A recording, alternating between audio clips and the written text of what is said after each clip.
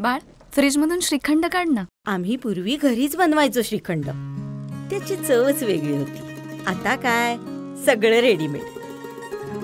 आजी, हे श्रीखंड खाऊन बघ. आज तुझ्या आईनं घरीच बनवलं की काय? हे आहे गोकुळचं श्रीखंड. अगदी जिभेवर रेंगाळणार. जिभेवरच नाही तर मनावरही रेंगाळणार. गोकुळ श्रीखंड, मनावर रेंगाळणार. पालकमंत्री पदाचा निर्णय 2 दिवसात शक्य?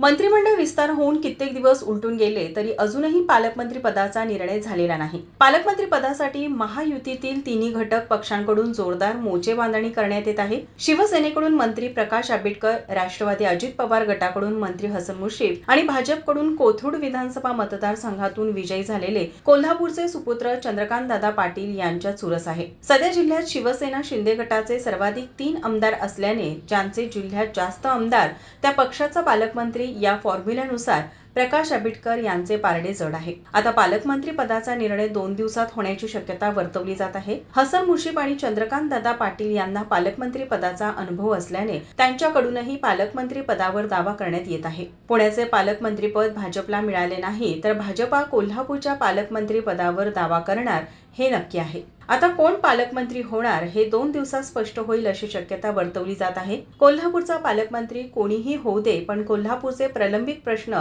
त्यांनी सोडवावेत अशीच अपेक्षा प्रत्येक कोल्हापूरकरांची असणार आहे. ब्युरो रिपोर्ट, माझा महाराष्ट्र न्यूज, कोल्हापूर.